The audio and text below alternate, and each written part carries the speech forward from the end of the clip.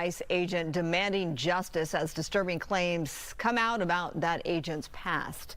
Good evening, everybody. You're watching LA Live News tonight at 8 o'clock. I'm Marla Tejas. Thanks for joining us. I'm Phil Schuman. Christine Devine has the night off.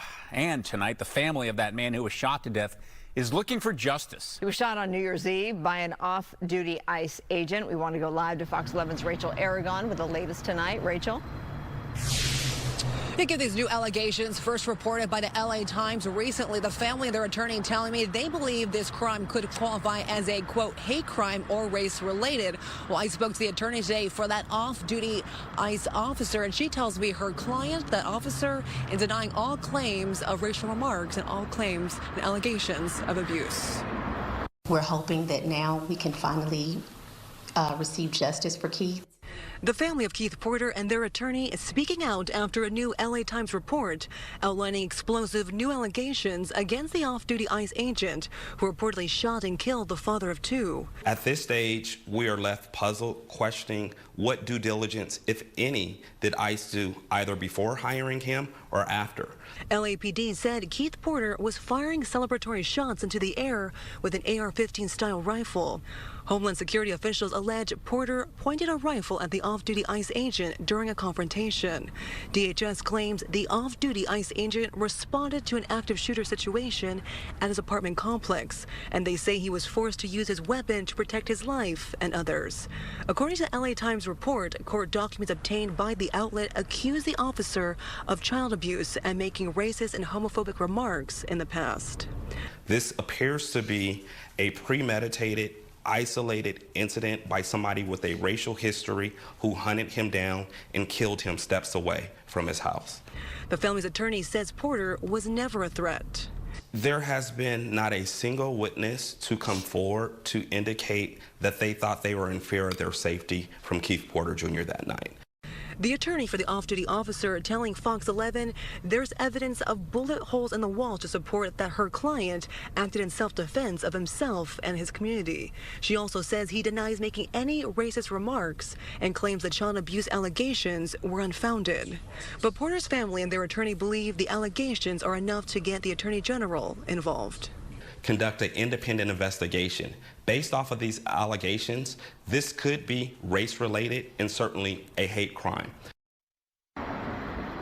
Again, the attorney for that off-duty ICE agent denying all allegations outlined in that new report. However, the family, again, for Keith Porter has previously said this all could have been avoided if that off-duty agent did not involve himself and just initially called LAPD in the first place. We also reached out to DHS earlier for a statement and are waiting to hear back.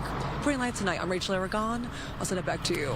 Any word from Attorney General Rob Bonta?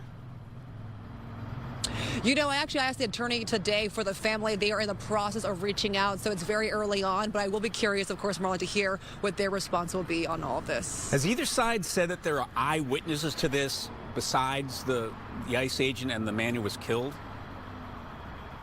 You know, it's interesting. I asked the attorney again, are there any witnesses to corroborate the claims about the off-duty ICE agent having that gun pointed at them? They said, to their account, there's no witnesses to corroborate that. But again, the attorney, though, here that I talked to for that off-duty ICE agent, she says there is evidence, particularly bullet holes, that would indicate that her client was being shot at, or at least towards. So again, it's kind of a he said, she said. So I'm very curious to see how this will all play out. All right, Rachel Aragon reporting live for us tonight. Thank you. Now this. The safety that we're trying to rebuild was taken from us yesterday.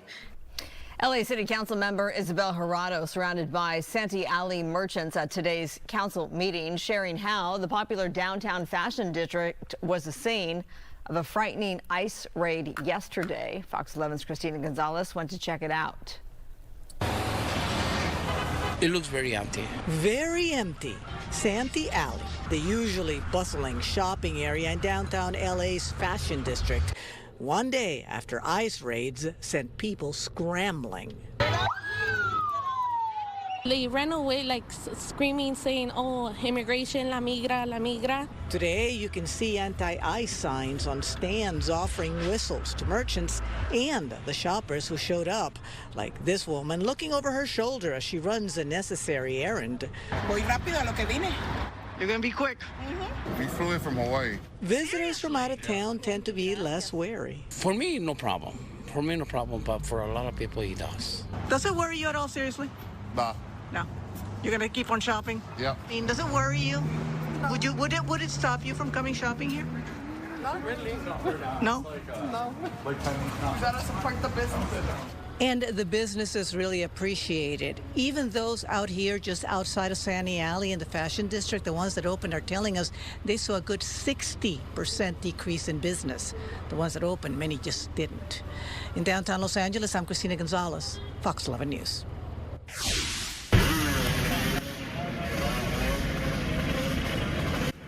All right, not far from the fashion district, just a wild scene in downtown LA where a group of people riding in all-terrain vehicles took over the streets. They zipped down the streets running red lights.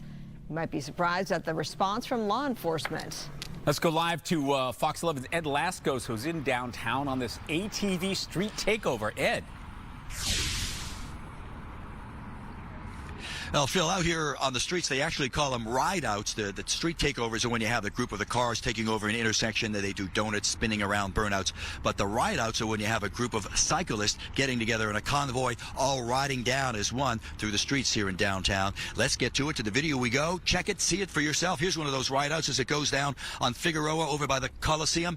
Dozens of riders here with their ATVs, their quads, their motorcycles, their e-bikes, revving them up and zipping right through traffic at times, blowing through red lights, other times stopping for the lights, popping wheelies, doing stunts right in the middle of an active, busy street there. The videos come under criticism online, some calling it lawless, some calling it reckless, and especially LAPD taking some criticism because some of the video shows those ride-out cyclists pulling up to a stopped black and white cruiser, LAPD cruiser at an intersection. They ride by that cruiser and the officers do nothing, just let them go, no warnings, nothing as the riders go along. And so some have said that's critical of LAPD not doing their job, but I'll tell you, LAPD command explaining that the officers on the streets use something they call a balance test, balancing whether lighting up these bikers, chasing them in a high-speed pursuit is worth a minor citation given the safety risk and endangering someone else's life. So that's why you have a lot of these bikers preaching safety out here.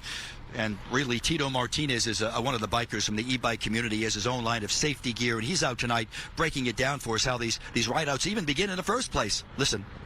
All right, guys, everybody meet up here, and let's go all ride together. And like a big pack, probably like 50 people, like they all meet up and they all ride out. Downtown, I would say, is the most popular spot because the cops in LA mostly don't really chase you like that. Like if you go to like Redondo Beach or where cops are not really too busy with like gangs. As a mom, honestly, I feel nervous at times, you know, because obviously they're in the streets and sometimes cars are not careful as well. And the community that I'm from and that I grew up in, you know, if we're not riding, we're out doing something that we're not supposed to be doing, you know. Bad things. Bad things, you know, maybe getting into drugs, getting into gangs.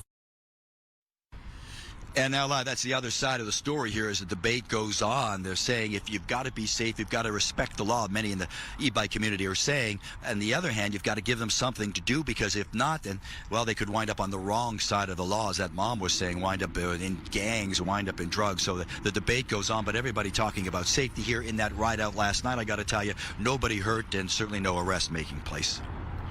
I'm sorry, Ed, if this is a silly question, but given what that young man said to you, the fact that they choose downtown LA versus Redondo Beach just because LAPD has bigger fish to fry, if you will, does this mean that what they're doing is illegal? They just don't have the resources to put on it?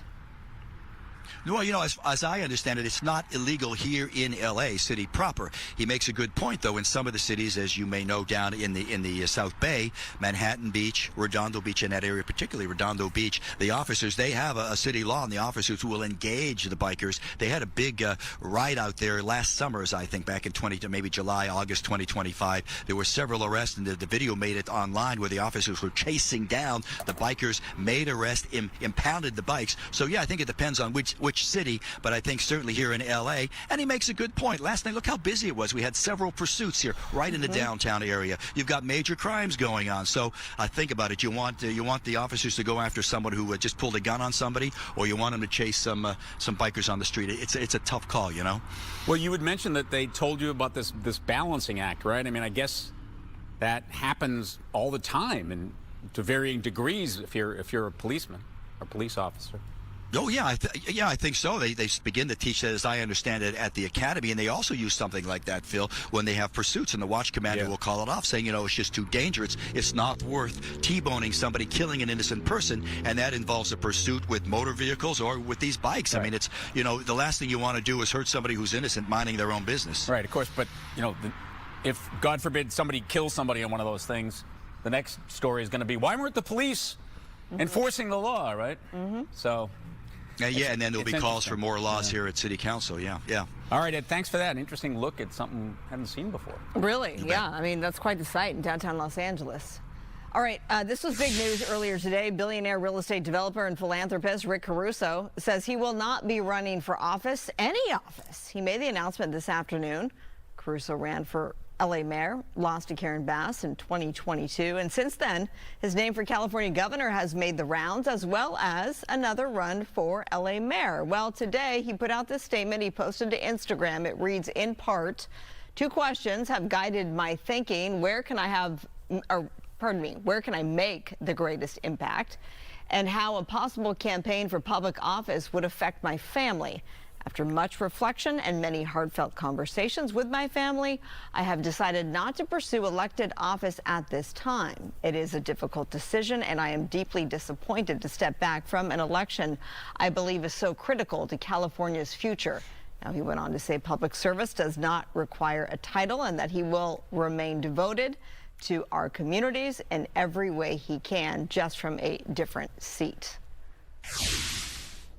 And we're learning that Nick Reiner was reportedly placed under a mental health conservatorship apparently years before he allegedly stabbed his parents to death.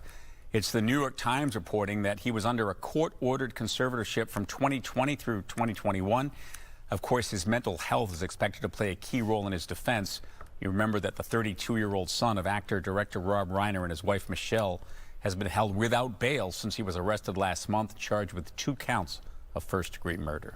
Still ahead at 8, LA is getting ready to conduct its yearly homeless count, but the city needs your help.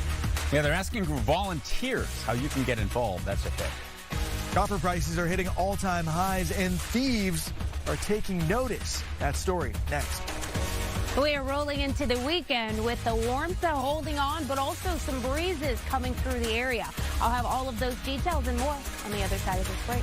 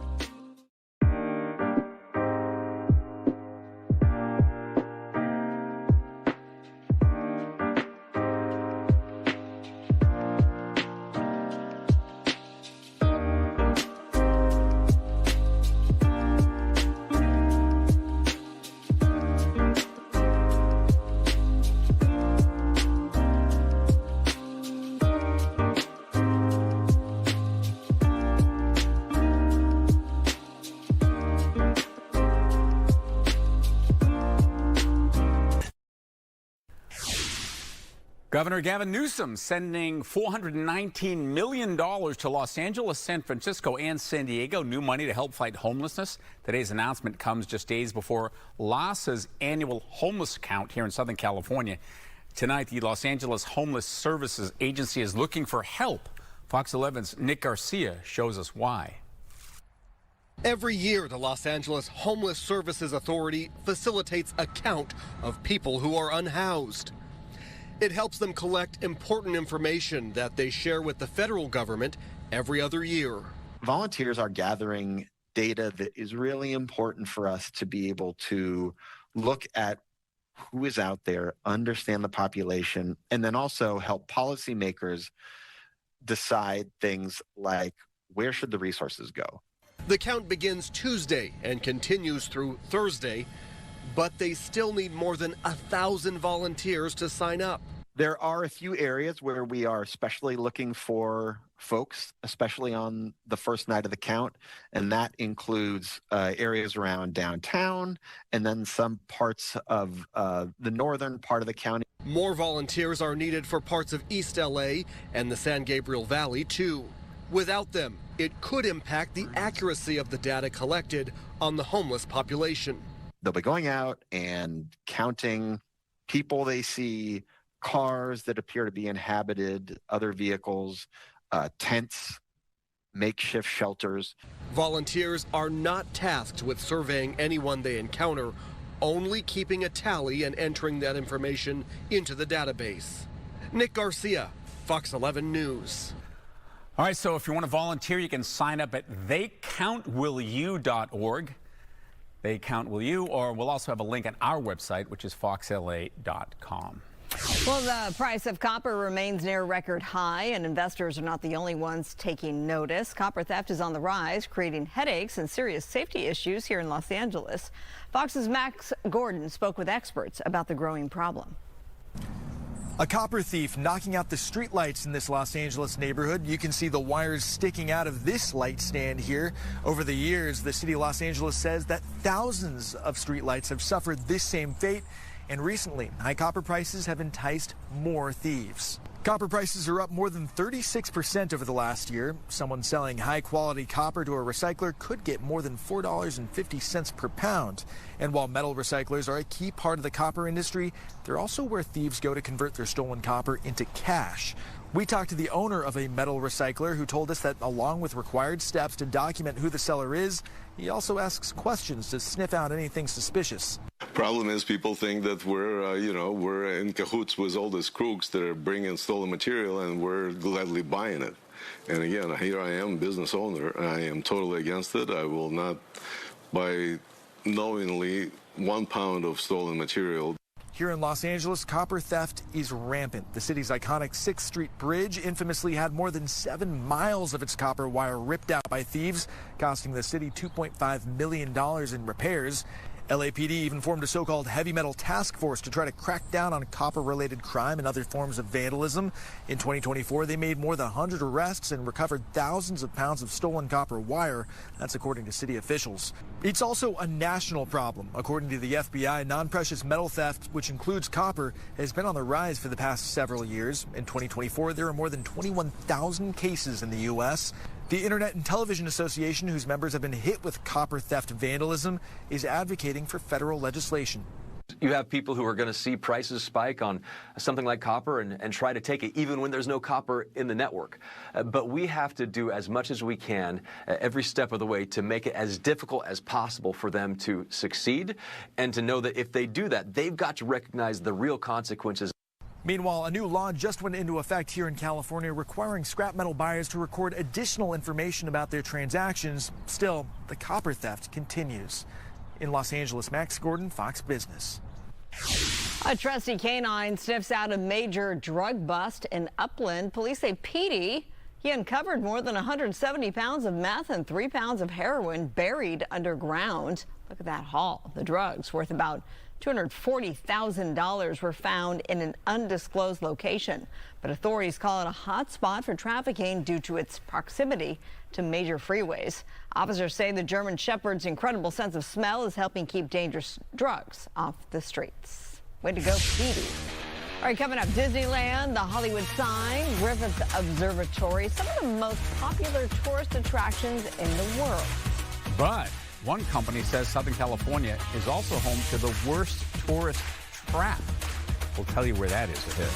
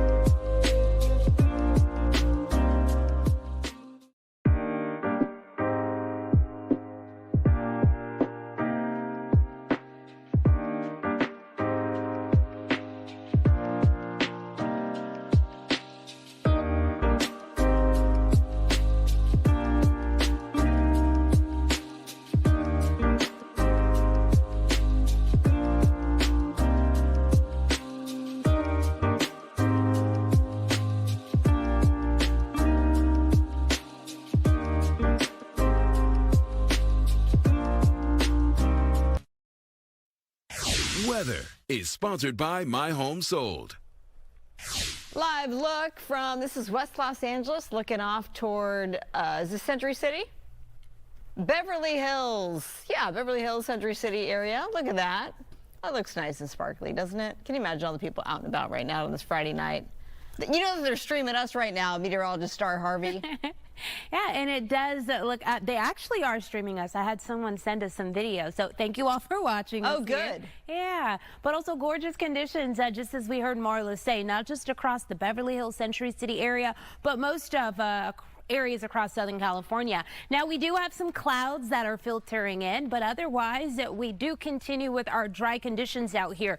These clouds will continue here throughout our evening, and so will the dry conditions. Take a look at how our temperatures turned out today. Most of us still coming in across the region had about 10 to 20 degrees above our averages for this time of the year. That placed LA in the 80s. We had a lot of 80s across the Inland Empire as well.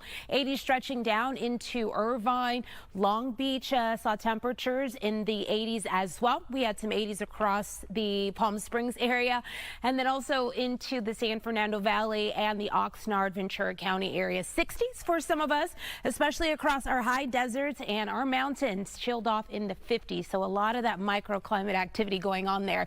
Now, we do still have a lot of the warmth holding on for us almost at our 8:30 hour. Not hard to believe, especially with all the heat we've seen this week. 72 degrees right now down in San Pedro as well as Whittier. 66 in Ontario, Santa Monica. 61 degrees and up across the Porter Ranch as well as Thousand Oaks area. Temperatures coming in right smack dab at that 70-degree mark. Here's a look at what we're doing overnight. We will have some areas with the mostly clear, some of us partly cloudy skies. And with that, our temperatures slightly above their averages. We'll be making out in the low to mid 50s across the LA basin. Moving over into our mountains, but also some of our high deserts, our temperatures a lot cooler. We're talking 30 degrees and in some cases even lower out there. Our winds not acting up today. They're moving currently at about 5 to 10 miles per hour locally down near the Huntington Beach area, 11 miles per hour, kicking up a little bit more out of Malibu. As we do move into our weekend, we are expecting that those gusts that some of us had in place today will continue with that nice offshore flow, bringing in those Santa Ana winds, and so that will be the case tomorrow morning, but also during the afternoon.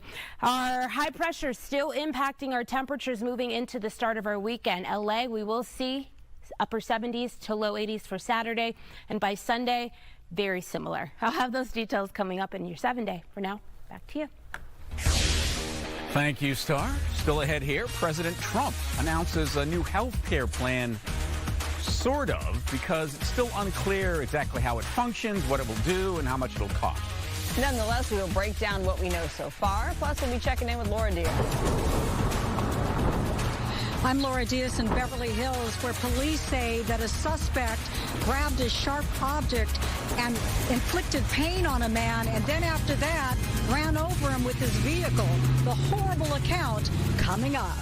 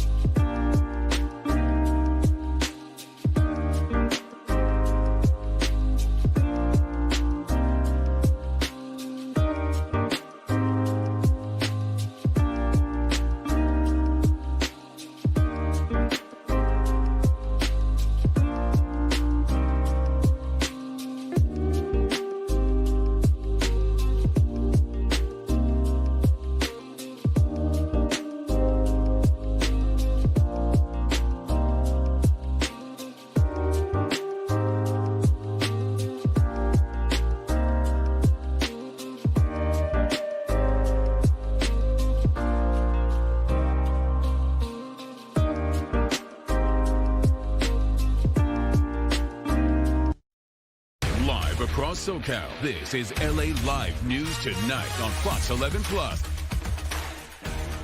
An afternoon in Beverly Hills turns deadly. Police say a man was killed after being struck by a vehicle in an apparent assault. Fox 11's Laura Diaz, she's live in Beverly Hills with new details. Laura? Yes, Marla and Phil, we are here at San Vicente in Beverly Hills and Wilshire Boulevard. Of course, this is a very, very busy intersection. But as you pointed out earlier today, it was a chaotic, violent scene with many people witnessing it. Now, as you just mentioned, the victim in this case, according to the police department, died. He was taken to Cedars-Sinai, received medical treatment there, but they were not able to save him. But first, the assault started, we are told, when he was assaulted with some type of a sharp object, and then it escalated from there when he was actually run over by the alleged assailant. Let's listen to what people at the scene described. Heard a bunch of sirens and then stepped outside to see heavy police presence. I saw like a car that was crashed on the sidewalk, and the police shut down the whole perimeter here. They told everybody to step back, that the suspect could be armed. This is cell video from the scene that was shot by employees who were nearby. And you see that Beverly Hills police rushing in towards that scene. The urgency was easy to see. This all happening in broad daylight. It's about 1 o'clock in the afternoon on a getaway Friday for the long holiday. So you can imagine how shocked people were by what they were witnessing. Now, I was told by the police department they do have a suspect in custody. You're looking at video that was also taken here at the scene by nearby businesses. The suspect is Christopher Cornelius out of the city of San Bernardino. I was told that he has a long criminal record.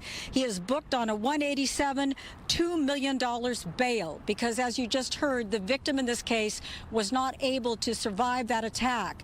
As to what led up to this assault, we really don't know. We don't know if the two men knew each other, if there had just been words exchanged on the sidewalk, which is at least what one investigator told me he thought perhaps it happened. But at any point, it escalated. It began with that sharp object, and then from there, it went into that person getting into his vehicle. This is all according to police, and running over that person. Just a horrific scene here.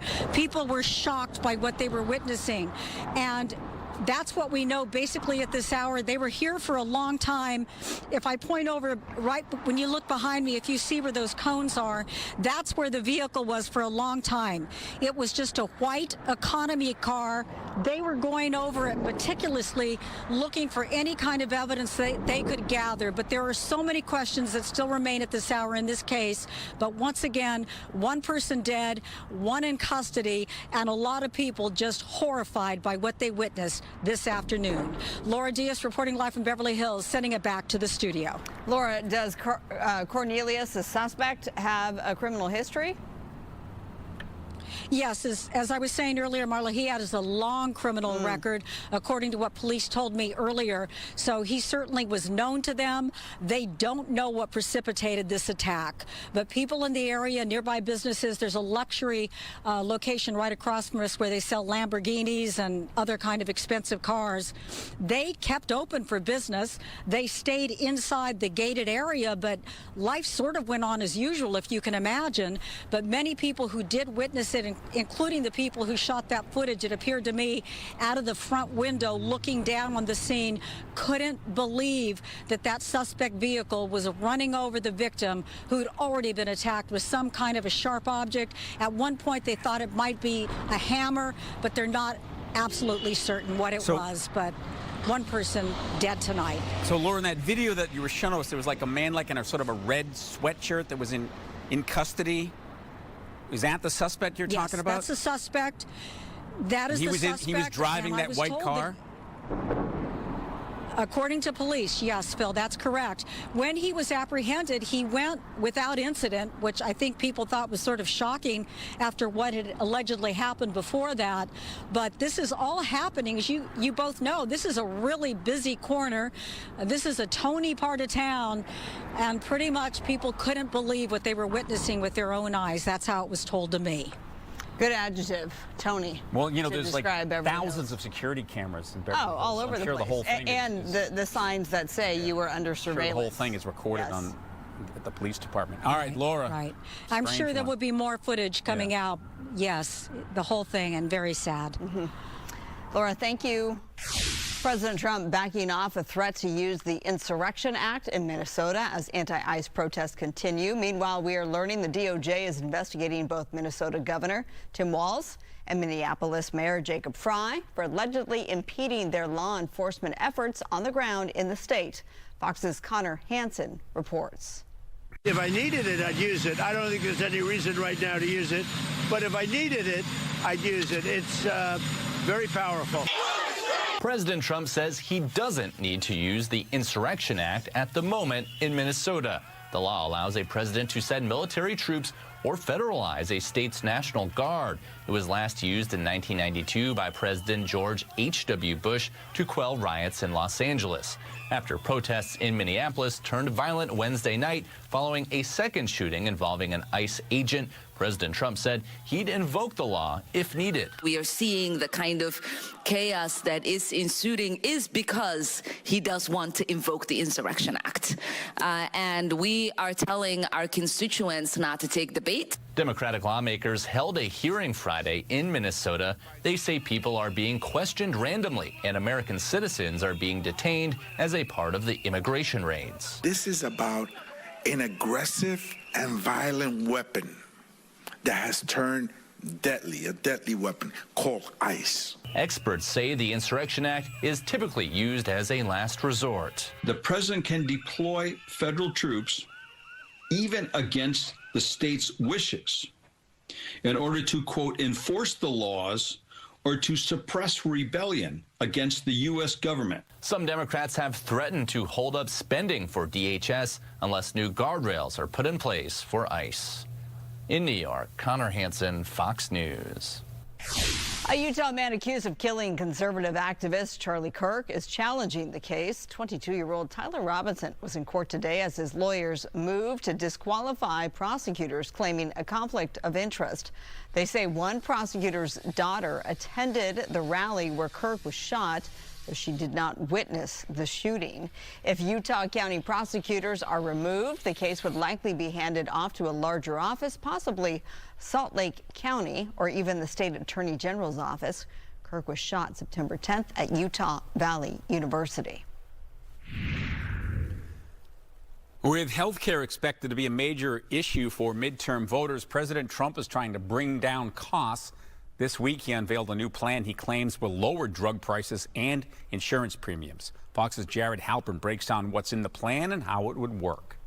We are getting rural communities the health support they need. President Trump is promoting a $50 billion program aimed at upgrading rural hospitals and increasing staffing levels. He says the funding, which was included in the One Big Beautiful Bill Act, will benefit people in every state over the next 5 years. Their life expectancy, if they're in a vulnerable situation, is 9 years shorter, because your zip code actually is your destiny. Under pressure to address rising costs, the president is also asking Congress to take up his Great Health Care Plan. The framework focuses on lowering drug prices and insurance premiums and sending money directly to Americans for health savings accounts. My plan ends the giant kickbacks to insurance brokers and corporate middlemen. But the plan does not extend expired Obamacare subsidies that have left millions facing higher premiums, and it also does not account for people with pre-existing conditions. There are bipartisan bills that if the president was interested in lowering the cost of health care, he could work with Democrats on.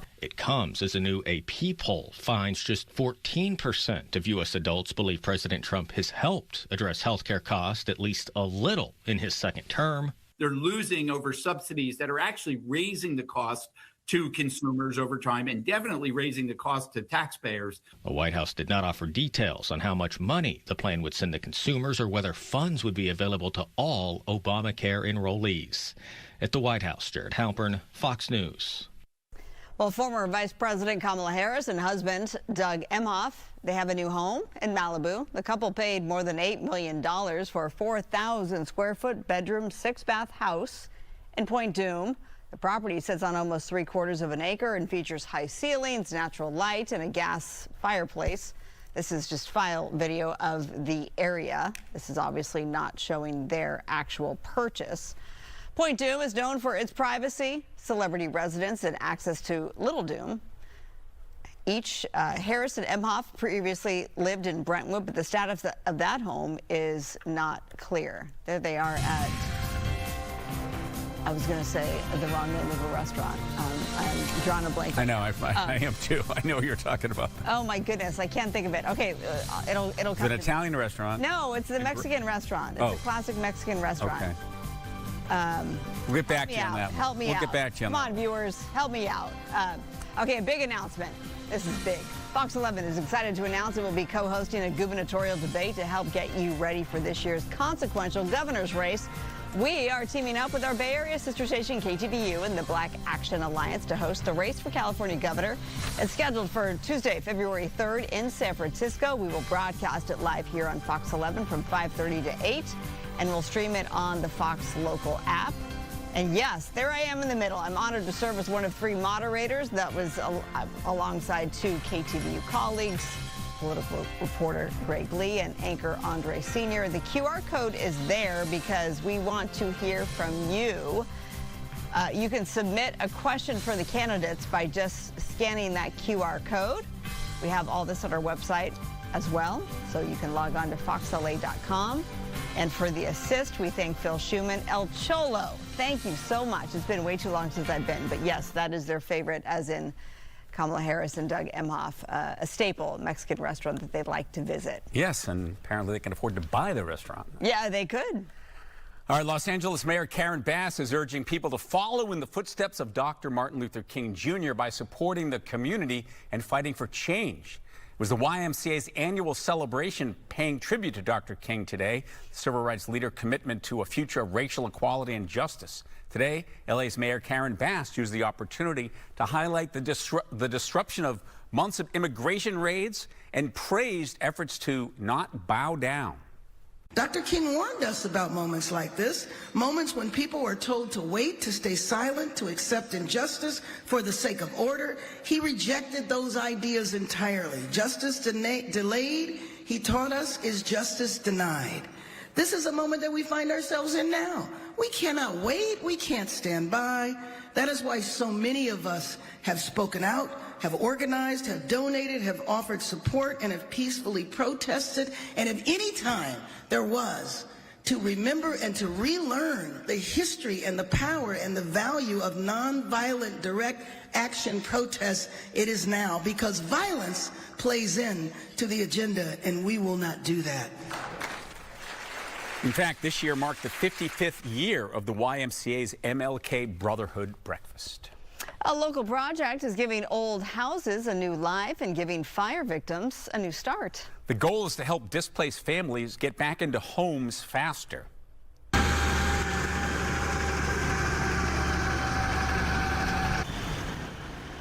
LA-based architecture firm Givning is moving existing homes that were scheduled for demolition to fire-damaged lots in Altadena. The idea is to relocate and rebuild the old homes instead of starting from scratch. That, of course, saves a lot of time and money. So far, 3 craftsman-style bungalows have been cut up into different sections and transported to Altadena. Coming up, we are checking in with meteorologist Star Harvey. Yeah, so we are continuing those temperatures above their averages, but it will be coming to an end. I'll have the details on when we can expect that, but also a look into your weekend forecast.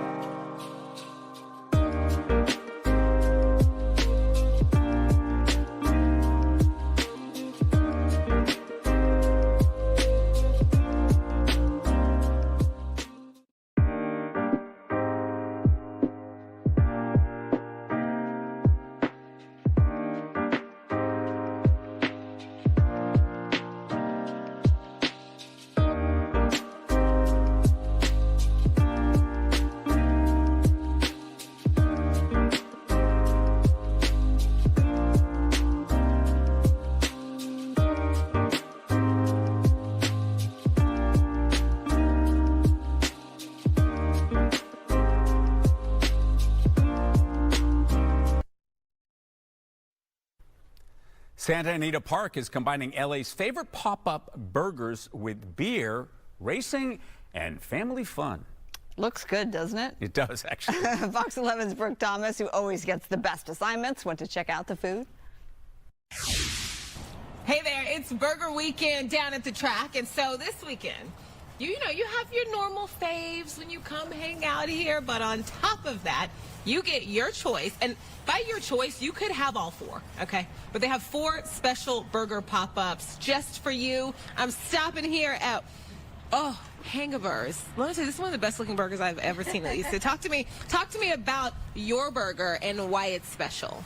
It's special because we slice our onions super, super thin. Okay. And our pickles super thin and lengthwise, so that way you get a perfect little bite of pickle, onion, all in one bite, and our special sauce. And okay, I'm just gonna, just for research, I'm just gonna, you know, when you borrow $1 and you don't actually give it back, I'm gonna borrow a burger if that's okay. That's totally fine. Okay, cool. So I'm gonna take this. I'm gonna walk over here to my other friend. Hello there. Thank you for being here with us. Hi, Brooke. It's great to have you. Yeah, it's great to have you guys here. Okay, talk to me about this weekend. It's one of our favorite weekends. It's burgers and brews, and here in Santa Anita, cheers. We got, look at how fantastic these are. Hangaburs. We got haps. Get haps, get happy. It's fantastic. And we got 2 special packages. If you don't drink, we have just a burger package, and of course we have a burgers and brews package with some great brews. And if you go to santanita.com/events, we got special packages and discounts. Fox is here, 20% discount on one of them. So there you go. You're feeling giving today. Giving here today. Oh my goodness. All right, I'll send things back to you all in the studio. Cheers. I'm just imagining what that would taste like right about now. It looks pretty good. It did. Okay, Star. Finally, the weekend's here. Really pleasant, though, right? It is going to be extremely pleasant. So very similar to what we had last weekend, where conditions were just gorgeous out there, and we get another weekend, and then this is a holiday weekend. For a lot of people. So 3 days of just beautiful weather before things start to switch up on us. That rain is like a distant memory. Oh my goodness! Thank goodness. And what about those Santa Anas? Yeah, those are going to hold on for a little bit longer. Yeah, just for, I'd say, the first half of our weekend. But even pushing into Sunday, there will still be some spots that do have those on and off again winds. But as we again get through the first half of our weekend, we should start to see things calm out. High pressure is to thank for this full week of gorgeous weather, and another full week of gorgeous weather moving into next week as well. The big difference will just be the fact that we will see our temperatures begin on a cooling trend. That is not really going to be the case for this weekend. We will be cooler than where we were earlier this week, but our temperatures still above their averages. In fact, we do have some clouds filtering across the area. We did get plenty of sunshine today, and with that sunshine, we did have our temperatures across the LA area able to warm into the 80s. Now, right now we're at 64 degrees, so we've definitely come down, but we do still have some warm spots on the map with all of our microclimate energy going on here. You do show 62 down in Santa Ana, 41 in Victorville, 68 over in Palm Springs. Oxnard, you're at 64 as well, and 61 over across most of our coastline areas like the Santa Monica and Venice area. Here's a look at that high pressure system. Earlier in the week, it did send closer to us over central California, but as you can see, it has migrated up to the north of us, and with that, still close enough to allow for its motion to bring in not just the warmth with those offshore flows, but also it is keeping us dry here, and this is going to be the situation still moving into our weekend. As we move into next week, that high pressure system will glide back down closer to us, but as we make our way into Wednesday and Thursday of next week, it will shift away from us, and this is what will allow for a cooler pattern to set in across the west coast here. Now, for this weekend, although we are going to stay on the warmer side, temperatures in the upper 70s to low 80s for LA, we'll also have to deal with another day of some gusty conditions out there. Here's a look at our gusts moving into tomorrow out to the east, but also the west and north of LA as well. So across a lot of our mountains, some of our canyons, our passes, we could see these winds gusting from the morning into the afternoon, but also our evening hours tomorrow. And then as we approach Sunday afternoon, you do see the big difference here on our map where we do not have as many of those contoured colors showing up. So winds a lot lighter out there. there than what we'll see getting into tomorrow. Here's a look at that 7-day forecast. We are going for another day in the 80s before dropping it down into the 70s by the back half of our weekend. And then that energy will make us drop down closer to our averages by the time we do get to the middle and ending of next week. Back to you. All right, Star, we still have some more news ahead at 8. Yeah, but first, here's a preview of what's coming up at 9. We'll tell you about a new movie that shines a light on PTSD for veterans. Plus, a big Rams rally held tonight as the team gears up for their playoff game against the Chicago Bears. We'll take you there ahead at 9.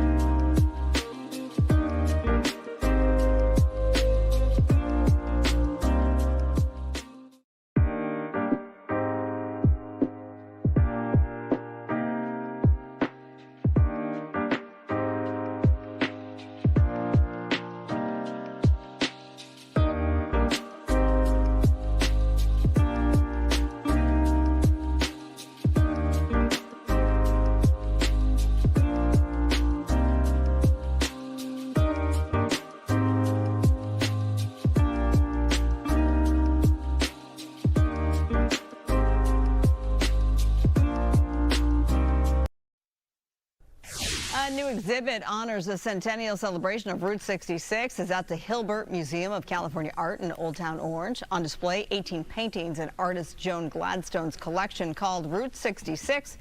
Happy 100th birthday to America's Mother Road. Much of her work inspired by her travels on Route 66. Museum officials say they are thrilled to have Gladstone's paintings on display, and the exhibit will run through May 30th. Well, Disneyland is one of the top tourist attractions in the world. But also, Southern California has one attraction recently named the worst, and it's the Hollywood Walk of Fame. This is according to a recent study from the travel company called Stasher. They're saying that the mile-long strip of pavement was voted the worst over safety issues. One of their criteria also is it's too far from the airport and not worth the effort just to look at a bunch of stars. Following the Walk of Fame as the worst tourist attraction is the Dead Sea in the Middle East due to regional instability, and the Grand Bazaar in Istanbul due to overcrowding, aggressive vendors, and tourist trap pricing. Not sure the folks in the Hollywood Chamber of Commerce really thrilled with Stasher's criteria for evaluating these things, but hey. That's one of the first places I went when I moved here 12 years ago. I mean, I wouldn't say it's the best, but it's definitely worth seeing. Yeah, right? I do think it's cool. You gotta check it out. It is cool. You gotta check it out. Yeah. Blocks and blocks and movies. Yeah. Okay. Don't One go of these anywhere. days, she's going to have a star there. Yeah, right. Yes. It'd be great just to pick a random person and do a story in that. Would be awesome. Heard of them. All right, we're not done yet. Yep. We continue at 9 with LA Live News Tonight. See you in just a few.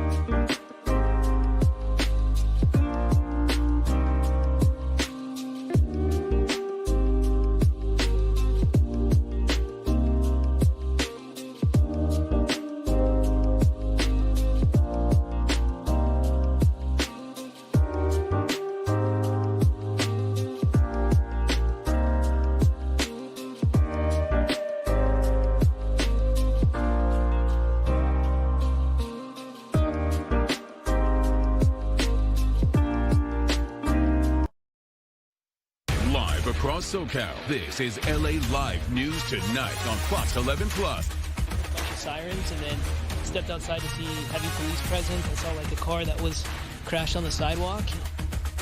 Now at 9, Beverly Hills police have arrested a suspect in what has turned out to be a homicide investigation. Plus, ICE protests continue across the country tonight. We'll have the latest from here in Southern California. Good evening, everybody. You're watching LA Live News Tonight at 9 o'clock. I'm Marla Tejas. An afternoon in Beverly Hills turns deadly. Police say a man was killed after being struck by a vehicle in an apparent assault. Fox 11's Laura Diaz, she's live there in Beverly Hills with new details. And this all started with some sort of an altercation, obviously, but a sharp object. Laura? Yes, Marla. Obviously, there were problems between the two men. We don't know what exactly occurred, but police believe that there was some kind of a verbal altercation that took place perhaps on the sidewalk behind me, and then it escalated from there. Just a horrific tale to think about this, a getaway Friday, getting ready for a long holiday weekend. So we believe that words were shared in a really negative way, and then after that, the alleged assailant took out a sharp object and attacked that unidentified victim. But it didn't stop there. Then, according to witnesses, he got in his vehicle and ran over that man. Here's what some of the people who were in the area at the time, what they had to say. Let's listen. heard a bunch of sirens and then stepped outside to see heavy police presence. I saw like a car that was crashed on the sidewalk, and the police shut down the whole perimeter here. They told everybody to step back, that the suspect could be armed. Now, this is cell video from the scene that was shot by people who were working nearby, just a regular Friday afternoon, right? They were at work, they heard the commotion, they came out and they started rolling on their cell phones. And what you see, of course, is the Beverly Hills Police Department rushing to the scene. I was told that they got here within 5 minutes of those 911 calls that went out, and there were a lot of people who phoned it in. Then the suspect was taken into custody, according to what we were able to see, by people who shot it. He is the man in the red shirt, led away in handcuffs. But the video that is perhaps most appalling was shot, and you see video of the victim who was prone on the ground, bleeding, who was allegedly run over by that suspect with his vehicle. So as if one attack wasn't enough, there was a second attack. Now, we were told by the police earlier this evening, the suspect in this case is Christopher Cornelius out of San Bernardino, the city of San Bernardino. Police say that he has a long criminal record, and he is now being booked for murder. He is now incarcerated because, according to authorities, they rushed the victim to Cedars-Sinai and they tried to save his life, but they were unable to do so. But people who were in the area and witnessed this whole thing were mortified by what they witnessed, as you can imagine. Just a terrible scene here in Beverly Hills on this Friday afternoon. I'm Laura Diaz reporting live from Beverly Hills, sending it back to you. Marla? Laura, question about the suspect's criminal history. You mentioned the city of San Bernardino. Are most of his crimes there or just spread out across Southern California? That, I'm sorry, I don't have the answer to. I was able to speak to some police within Beverly Hills Police. They only told me that he had a long criminal record. I don't know what he was doing here. And the other thing to note, we don't even know if these two men knew each other. I did ask the person I spoke to on the phone out of Beverly Hills PD. I said, is there a possibility that it was maybe road rage? He said they had no indication that the victim was in a vehicle. So whatever happened appears to have happened on the sidewalk. Whether they knew each other and there was bad blood, or this was just somebody who became violent in the moment, unfortunately, I cannot answer that question. But I can tell you here, the people who are in this area were absolutely shell-shocked by what they saw. I bet. All right, Laura, thank you so much. Oh, goodness, that is really nice tonight, isn't that? Oh, my gosh. Yeah, so this is a live look from atop Mount Wilson. We show this every night here on LA Live News Tonight, but for some reason, I think we're just a little tighter, don't you think, Star? It just appears extra sparkly on this Friday night, or maybe it's just because it's Friday and we're all in a little better mood. I don't know. Yeah. What do you think? No, I'm going to agree with you because you can see the clearness of it, but also the lights look a little bit closer. And, you know, we do see that camera often, and so just giving us a different view tonight. Look at it, all the twinkles. We are lit. We are lit on this Friday here, and we're also under mostly clear skies. Some of us do have those partly cloudy situations streaming across the area, depending on where you are. Still, we do have our microclimate happening in our temperatures right now. We did have a lot of us for our highs today come about 10 to 20 degrees above our averages. We have dropped down, and with that, we do still have some 70s on the map across not just Whittier, but also a 73 in Anaheim, 54 over in San Bernardino, still holding on to a 70 up in Porter Ranch, and over in Malibu, 69 degrees, a lot cooler across our mountains. With our temperatures tonight, these lows, waking up early in the morning tomorrow, maybe just have a layer or two, because for us, LA people, it is going to be a little bit cooler out there. Our temperatures are going to be in the 50s for our lows. Our winds on the calmer pattern right now, about 5 to 15 miles per hour across the LA basin, kicking up a little bit higher out of Malibu. We do have some Santa Anas carrying over into the weekend. I'll have those details coming up. For now, Marla. Good, Star. Thank you so much. Protests continue across the country tonight. In Minnesota, one person has been arrested for allegedly stealing government property, including documents and a gun, from an FBI vehicle this week. Here at home, a protest was held in downtown LA at the federal building today against the Trump administration and continuing ICE raids. Tonight, the family of the man who was shot to death on New Year's Eve is looking for justice. He was killed by an off-duty ICE agent. Fox 11's Rachel Aragon reports from Studio City. We're hoping that now we can finally receive justice for Keith. The family of Keith Porter and their attorney is speaking out after a new LA Times report outlining explosive new allegations against the off-duty ICE agent who reportedly shot and killed the father of two. At this stage, we are left puzzled, questioning what due diligence, if any, did ICE do either before hiring him or after. LAPD said Keith Porter was firing celebratory shots into the air with an AR-15 style rifle. Homeland Security officials allege Porter pointed a rifle at the off-duty ICE agent during a confrontation. DHS claims the off-duty ICE agent responded to an active shooter situation at his apartment complex, and they say he was forced to use his weapon to protect his life and others. According to LA Times report, court documents obtained by the outlet accuse the officer of child abuse and making racist and homophobic remarks in the past. This appears to be a premeditated, isolated incident by somebody with a racial history who hunted him down and killed him steps away from his house. The family's attorney says Porter was never a threat. There has been not a single witness to come forward to indicate that they thought they were in fear of their safety from Keith Porter Jr. that night. The attorney for the off-duty officer telling Fox 11 there's evidence of bullet holes in the wall to support that her client acted in self-defense of himself and his community. She also says he denies making any racist remarks and claims the child abuse allegations were unfounded. But Porter's family and their attorney believe the allegations are enough to get the Attorney General involved. Conduct an independent investigation. Based off of these allegations, this could be race-related and certainly a hate crime. In Studio City, Rachel Aragon, Fox 11 News. Another ICE-related story here. A few shoppers strolled through downtown LA's Fashion District today. Yesterday, we showed you the popular shopping area was the scene of a frightening ICE raid. Fox 11's Christina Gonzalez checked it out today. It looks very empty. Very empty. Santee Alley, the usually bustling shopping area in downtown LA's Fashion District, one day after ICE raids sent people scrambling. They ran away like screaming, saying, oh, immigration, la migra, la migra. Today, you can see anti-ICE signs on stands offering whistles to merchants and the shoppers who showed up, like this woman looking over her shoulder as she runs a necessary errand. Voy rápido a lo que vine. You're going to be quick. We flew in from Hawaii. Visitors from out of town tend to be less wary. For me, no problem. For me, no problem, but for a lot of people, it does. Does it worry you at all, seriously? Nah. No.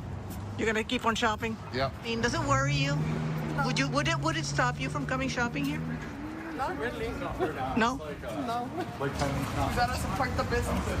And the businesses really appreciate it. Even those out here just outside of Santee Alley in the Fashion District, the ones that opened are telling us they saw a good 60% decrease in business. The ones that opened, many just didn't. In downtown Los Angeles, I'm Christina Gonzalez, Fox 11 News. New details on that murder-suicide at a home in Lakewood. We covered this story yesterday. 3 people died. Well, tonight, investigators say 52-year-old Hector Alfaro shot his wife and 17-year-old daughter, then turned the gun on himself. It happened at a home on Laurel Avenue. Authorities say Alfaro also shot at another teenager daughter, but she escaped unharmed, and she called for help. Deputies recovered 2 firearms at the scene. It's still unclear what led to the shooting. We are learning tonight Nick Reiner was reportedly placed under a mental health conservatorship, apparently years before he allegedly stabbed his parents to death. The New York Times reports he was under a court-ordered conservatorship from 2020 through the following year. His mental health is expected to play a key role in his defense. The 32-year-old is facing 2 counts of first-degree murder for the deaths of his dad, actor-director Rob Reiner, and his mother, Michelle Reiner. He has been held without bail since he was arrested last month. 5, 4, 3, 2, 1. Ignition. And liftoff of Falcon 9. Go SpaceX, go NRO 105. New tonight, SpaceX just successfully launched a classified national security mission from California. The launch marks SpaceX's first national security mission of the year and the latest step in building the NRO's new proliferated architecture of spy satellites designed to provide faster, broader intelligence coverage. Very cool. All right, coming up. The Venezuelan opposition leader gives her Nobel Peace Prize medal to President Trump, but the Nobel Committee says he's still not the winner. And a family and friends honor a fallen LA County deputy with a new memorial and plaque at his former gym. Those details next.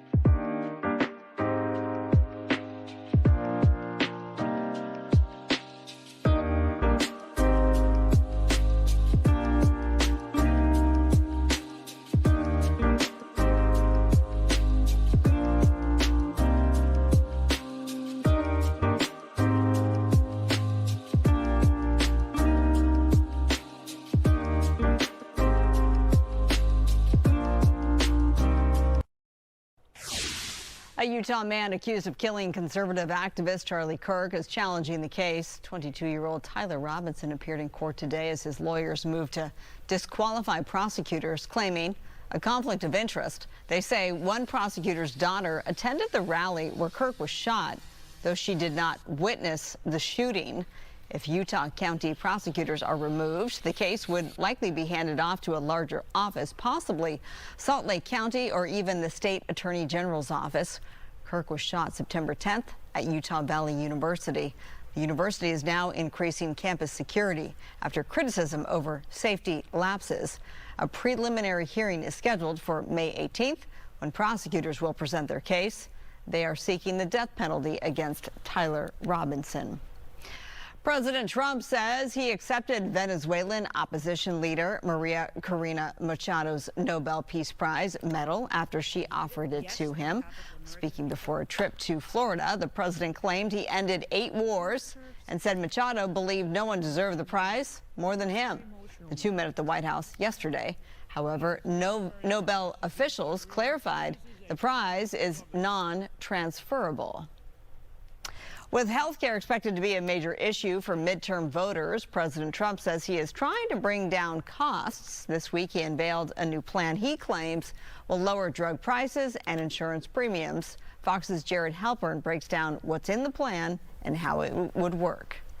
We are getting rural communities the health support they need. President Trump is promoting a $50 billion program aimed at upgrading rural hospitals and increasing staffing levels. He says the funding, which was included in the One Big Beautiful Bill Act, will benefit people in every state over the next 5 years. Their life expectancy, if they're in a vulnerable situation, is 9 years shorter, because your zip code actually is your destiny. Under pressure to address rising costs, the president is also asking Congress to take up his Great Health Care Plan. The framework focuses on lowering drug prices and insurance premiums and sending money directly to Americans for health savings accounts. My plan ends the giant kickbacks to insurance brokers and corporate middlemen. But the plan does not extend expired Obamacare subsidies that have left millions facing higher premiums, and it also does not account for people with pre-existing conditions. There are bipartisan bills that if the president was interested in lowering the cost of health care, he could work with Democrats on.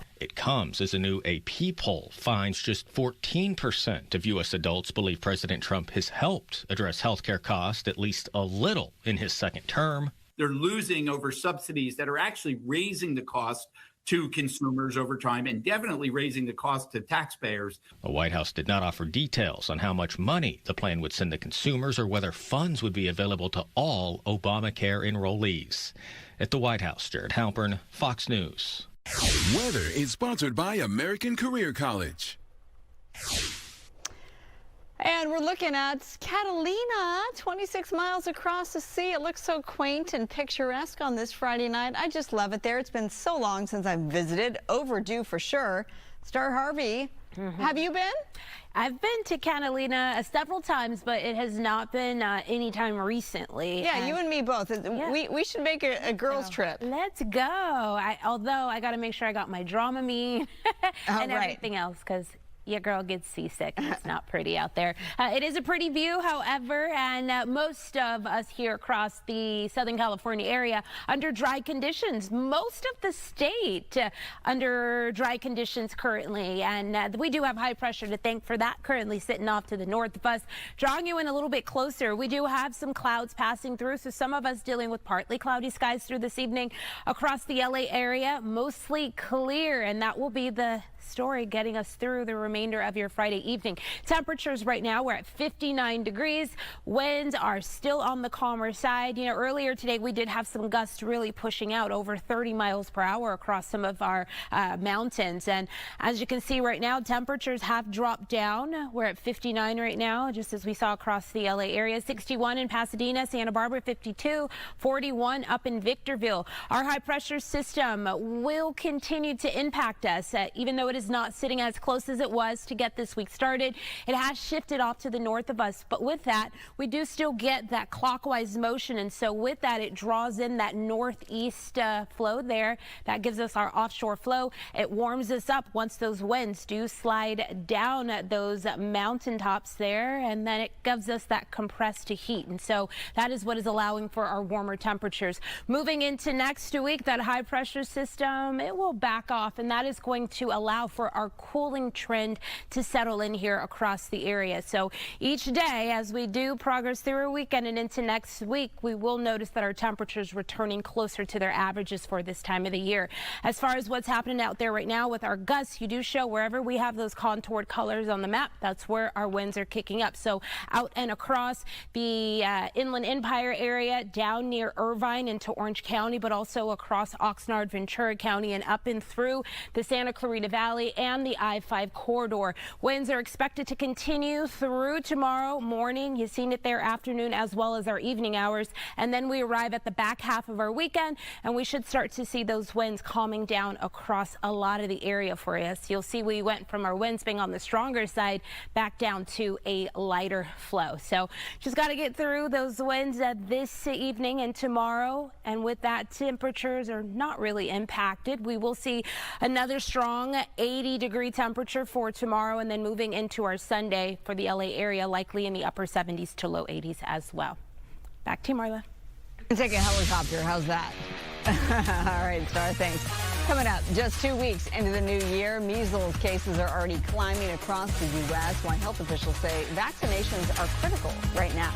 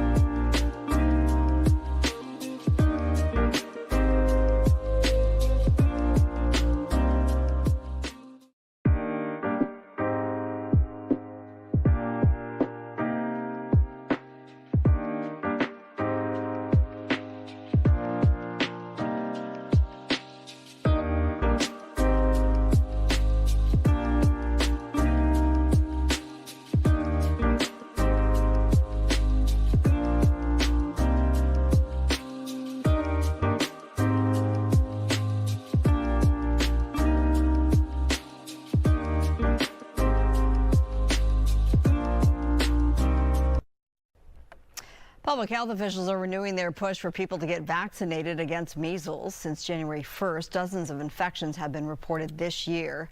Fox's Madison Scarpino has more.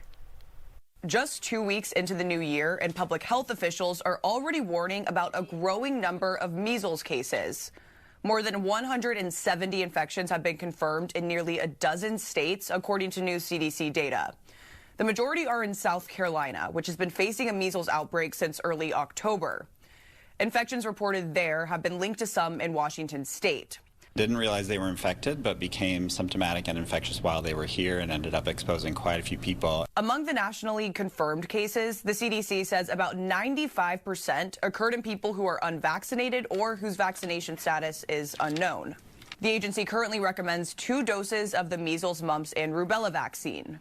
The first around ages 12 to 15 months, and then again between 4 and 6 years old. The best way to protect yourself from measles is to be immunized. Most of us were vaccinated as children, but we encourage folks to check their immunization records and make sure they're up to date. Last year, the U.S. recorded its highest number of measles cases in more than 30 years. More than 2,200 were reported across nearly every state.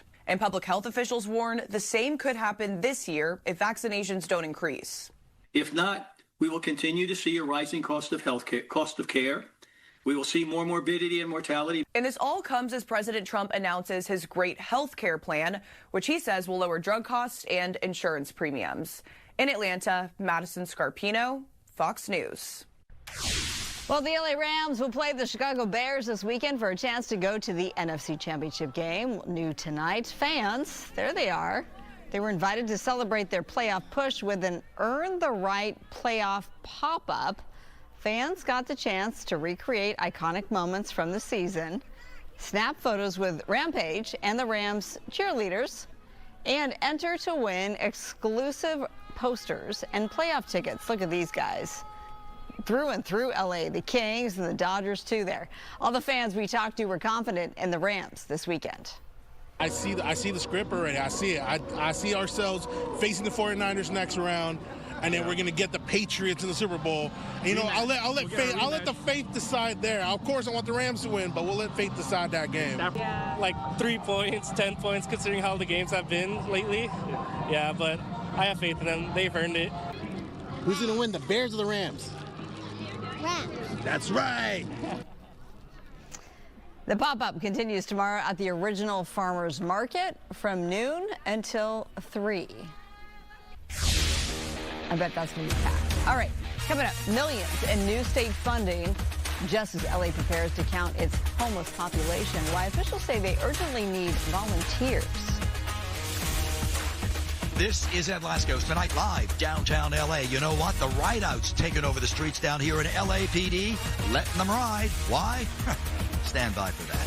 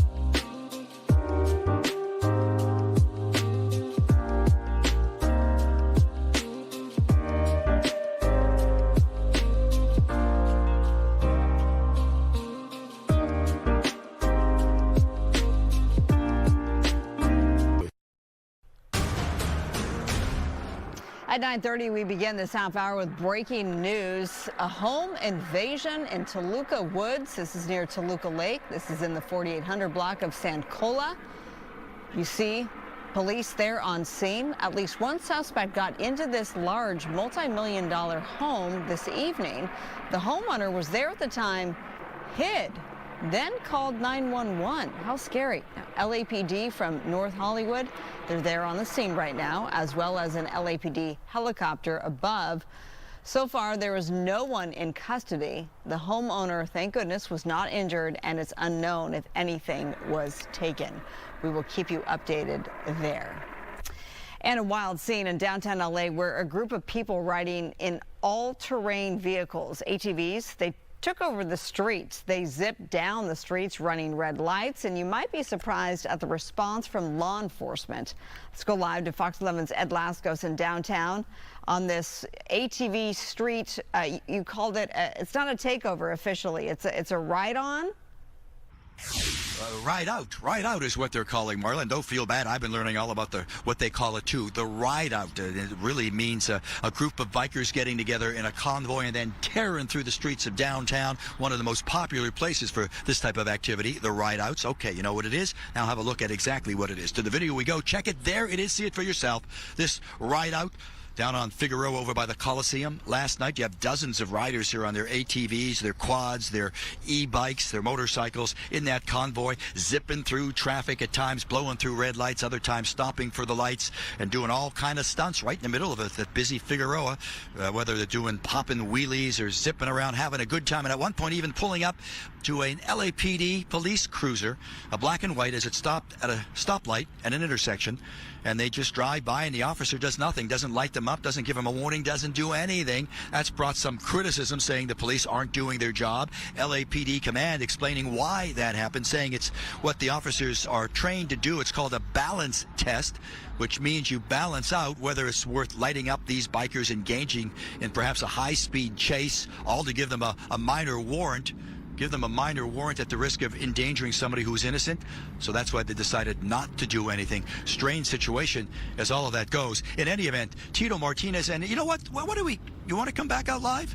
Can you come back out live? We got, speaking of that, Joe will give you a live look at just something that looks like a ride out over here. Yeah, this is First and Main. We're over here by City Hall, between City Hall and LAPD headquarters, and we're waiting for this group to come by here. This looks like a dozen or so of these riders. So just stay with us here for a second. As the light changes, we'll give you a good look. In any event, these riders go through, and I was telling you about this fellow named Tito Martinez. He started up his own company to help the e-bike community for safety reasons, safety gear. It's called Starline World, and a lot of these bikers use that because it's really become a popular notion. And speaking of that, here they come, roaring right down by City Hall, right in front of LAPD headquarters. Good dozen or so of them. Listen as they go by, the rollout in action.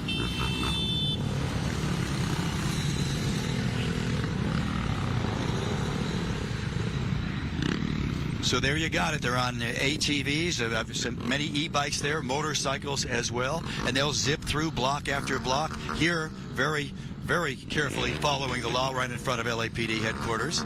Main and First stopping for the light here, not doing anything crazy like we saw in that video earlier. But we were talking about Tito, the fellow who is preaching safety to the e-bike community. He breaks it down for us, what a lot of these fellows are involved with, how these rollouts really get going. Listen. All right, guys, everybody meet up here and let's go all ride together. And like a big pack, probably like 50 people, like they all meet up and they all ride out. Downtown, I would say, is the most popular spot because the cops in LA mostly don't really chase you like that. Like if you go to like Redondo Beach or where cops are not really too busy with like gangs. As a mom, honestly, I feel nervous at times, you know, because obviously they're in the streets and sometimes cars are not careful as well. And the community that I'm from and that I grew up in, you know, if we're not riding, we're out doing something that we're not supposed to be doing, you know? Bad things. Bad things, you know, maybe getting into drugs, getting into gangs. And now that's the other part of the story where parents and a lot of the supporters of the e-bike community saying you got to give them something to do as long as they obey the law. Otherwise, they could wind up being lawbreakers. But Marla, how incredible was that? We're talking here live, and we had one of the rollouts go right by us here at LAPD headquarters. Almost as if it was staged. That was pretty incredible timing there, Ed. Yeah, we could hear them revving up. Joe heard them revving up a block away, and he said, "Hey, they're coming." And we had great timing. Maybe a lottery ticket we should go out and get. Huh? Please do, please do. I do have a question though, and if you touch on this, I apologize, but I understand that they're out there and they were, abiding by the laws, the laws just now, for instance. Anyone hurt? Any accidents because of this when they do these ride-outs? No, we checked that last night because, they were doing stunts and it was a lot more active, engaged than this ride-out that went along here. But no, nobody hurt. We talked about no arrest. They were doing their wheelies and everything else, but no one hurt as compared to when you have those street takeovers where all the cars wind up taking over the intersections, spin outs. You got people hurt there. This one hasn't gotten to that point yet. Perhaps that's another reason for that balance test why the officers say, it's just not worth it. We don't want anybody to get hurt. Yeah, really. Okay, Ed, thank you so much. Go get that lottery ticket. You bet. Okay. Developing tonight, Governor Newsom announcing almost $420 million is headed to L.A., San Francisco, and San Diego to help fight homelessness. This comes just days before the Los Angeles Homeless Services Authority's annual count of those who are unhoused. Fox 11's Nick Garcia reports. Every year, the Los Angeles Homeless Services Authority facilitates a count of people who are unhoused. It helps them collect important information that they share with the federal government every other year. Volunteers are gathering data that is really important for us to be able to look at who is out there, understand the population, and then also help policymakers decide things like where should the resources go. The count begins Tuesday and continues through Thursday, but they still need more than 1,000 volunteers to sign up. There are a few areas where we are especially looking for folks, especially on the first night of the count, and that includes areas around downtown and then some parts of the northern part of the county. More volunteers are needed for parts of East LA and the San Gabriel Valley, too. Without them, it could impact the accuracy of the data collected on the homeless population. They'll be going out and counting people they see, cars that appear to be inhabited, other vehicles, tents, makeshift shelters. Volunteers are not tasked with surveying anyone they encounter, only keeping a tally and entering that information into the database. Nick Garcia, Fox 11 News.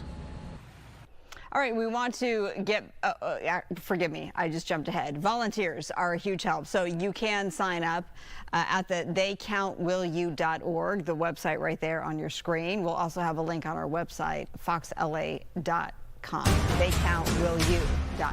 Okay, back to this breaking news. This is what we brought you at 9:30 just a few minutes ago. A home invasion with a homeowner actually home when someone made entry. Not clear if it was one suspect or more than one suspect. LAPD from the North Hollywood division, they are there on scene. That homeowner was not hurt, but this is a live look right now from Skyfox. This is a multi-million-dollar home. There was a home invasion. Fortunately, the homeowner was not hurt. Apparently, no suspects at this point are in custody. That's a little scary. Again, LAPD on scene there. Homeowner not hurt. Unclear if anything was actually taken. And this is the back of the home. I mentioned this is in Toluca Woods near Toluca Lake in the 4800 block of San Cola, if you're familiar with the area. If you live there, you certainly hear the helicopters up above because LAPD also had the chopper above. We're just so thankful that the homeowner is safe. What a scary night. Okay, on to this. LA County Supervisor Catherine Barger hosted a ceremony renaming Castaic Sports Complex in honor of a fallen deputy.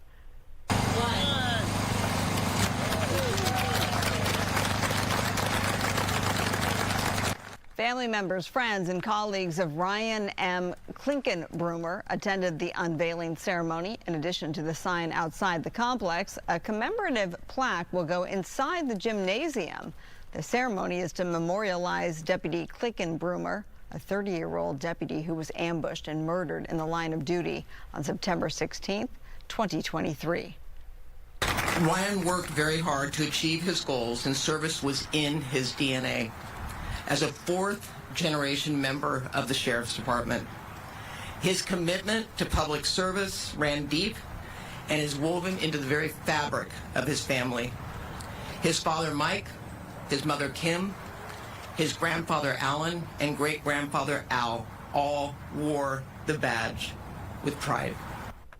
Supervisor Barger says Ryan carried that legacy forward with courage, compassion, and integrity. Renaming the complex is a special way to honor Clinton Broomer as he grew up in the Santa Clarita Valley and was actively involved in sports. A local project is giving old houses a new life and helping fire-displaced families get back home faster.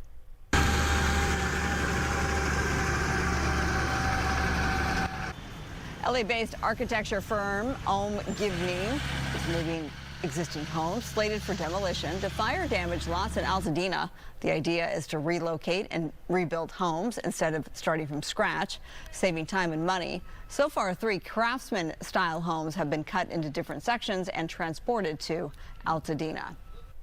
A new center in Malibu is helping incarcerated women firefighters stay connected with their families. The Malibu Conservation Camp Outdoor Education Center gives these women a safe place to spend time with their children. The program is funded by Gordon Philanthropies and the California Department of Corrections.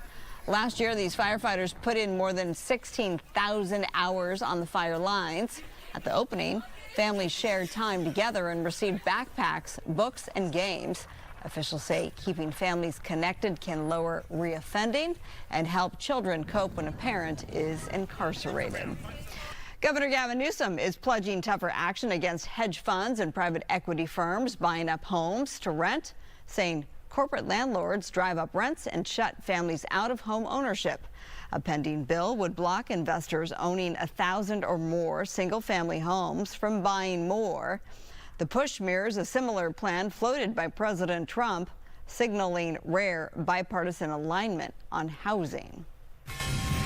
All right, a big announcement. We're so proud to be able to report this. Fox 11 excited to announce it will be co-hosting a gubernatorial debate to help get you ready for this year's consequential governor's race. We're teaming up with our Bay Area sister station, KTVU, and the Black Action Alliance to host the race for California governor. It's scheduled for Tuesday, February 3rd. It will be held in San Francisco. We will broadcast it live here on Fox 11 from 5:30 to 8, and we'll stream it on the Fox local app. Now, I am most honored to serve as one of 3 moderators alongside 2 KTVU colleagues, political reporter Greg Lee on my left and anchor Andre Sr. And we do want to hear from you. Most importantly, we do want to hear from you. You can scan that QR code to submit a question for the candidates. This QR code is also on our website. You can submit your questions there as well. This is online at foxla.com. Please let us hear from you. Well, speaking of the gubernatorial race, billionaire real estate developer and philanthropist Rick Caruso just announced he will not be running for office, any office, whether that's the LA mayor's office or the governor's. Caruso ran for mayor. He lost to Karen Bass back in 2022. Since then, his name for California governor has made the rounds, as well as another run for LA mayor. Caruso said public service does not require a title and that he will remain devoted to our communities in every way he can, and as he said, but just from a different seat. Up next, a new movie that shines a light on PTSD for veterans. We have not just another warm weekend, we also have breezy conditions, gusty winds as well, but also dry conditions. I'll have more details on the other side of this break.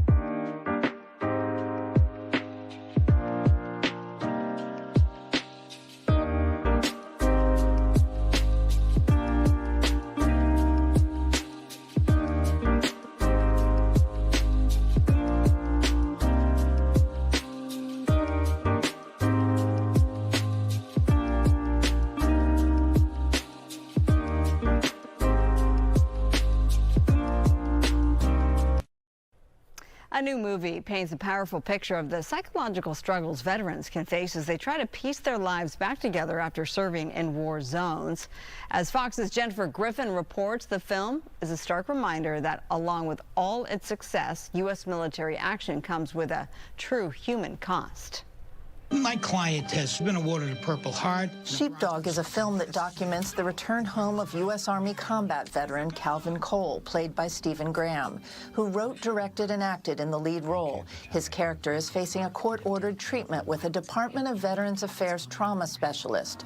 The film took 14 years to make and stemmed from a chance encounter with a AAA tow truck driver, a veteran suffering from post-traumatic stress. He went into all the different medications he was on that were tethered to his military service and his post-traumatic stress. That summer, I went on a nationwide road trip and to uncover the truth, and sure enough, we found out very quickly that there were indeed more men and women like this tow truck driver. Oscar-nominated Virginia Madsen, herself a Gold Star family member in real life, plays his trauma counselor. And with grit, you can survive just about anything.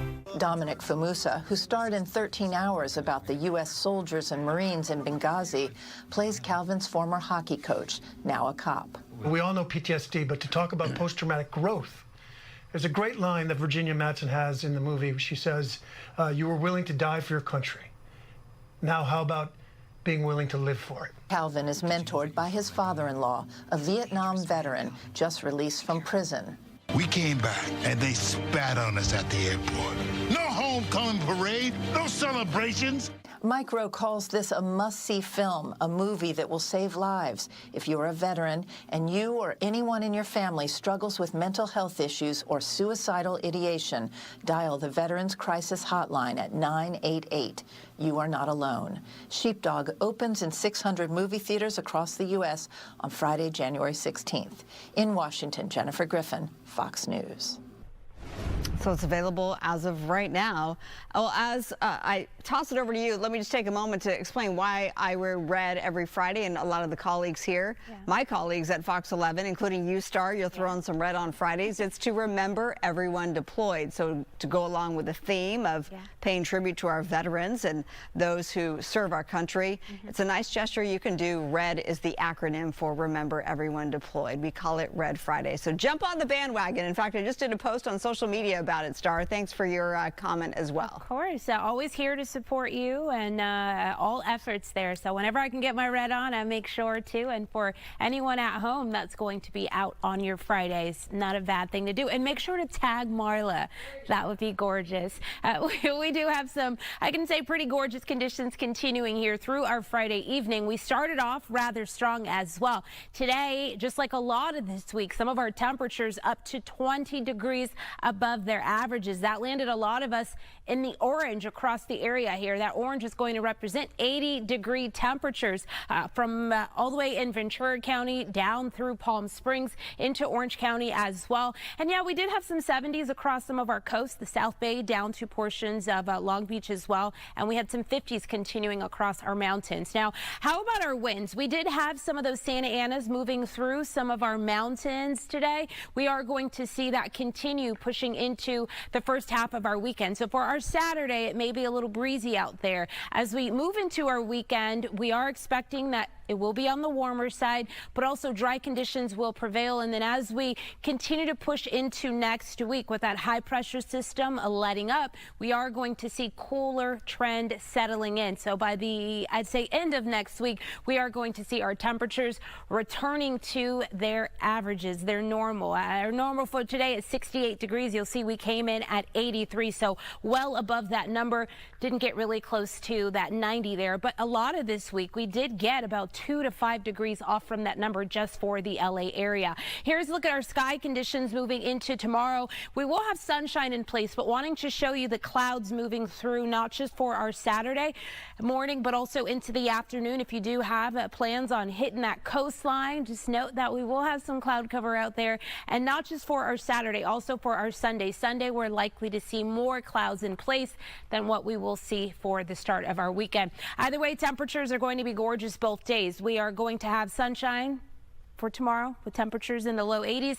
Moving into Sunday, maybe knocking off a degree or two, and then our decline starts moving into next week. Again, remember, our normal for this time of the year is 68 degrees. It will not be until we get to the end of next week that we start to see those 60s popping back up on the map. So if you don't already have those plans, get out there, enjoy your weekend. It is going to be well above average with the breezes in place, at least for our Saturday. Back to you. Very good. All right, Star Things coming up. Chat GPT users get ready for a big change. We'll have all those details next.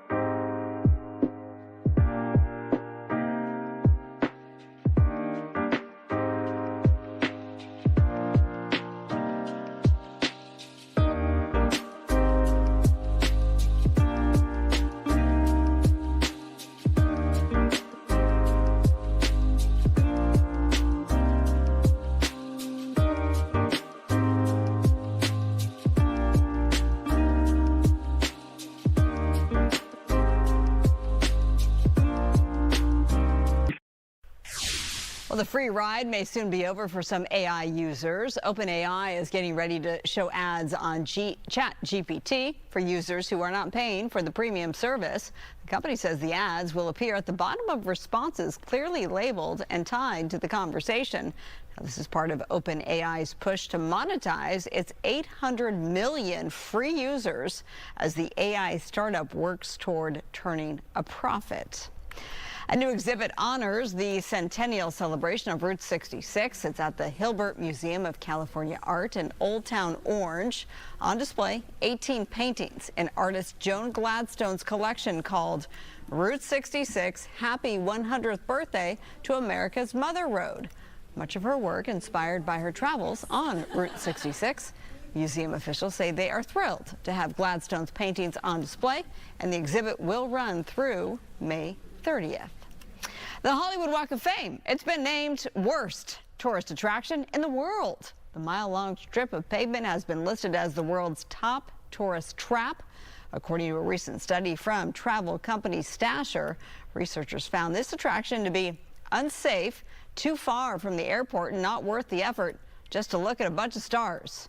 Well, following the Walk of Fame as the worst tourist attraction is the Dead Sea in the Middle East due to regional instability, and the Grand Bazaar in Istanbul due to overcrowding, aggressive vendors, and tourist trap pricing. Not a good list to be on. I think it's still worth the trip there. All right, thanks so much for being with us on this Friday night. Good Night LA is up next.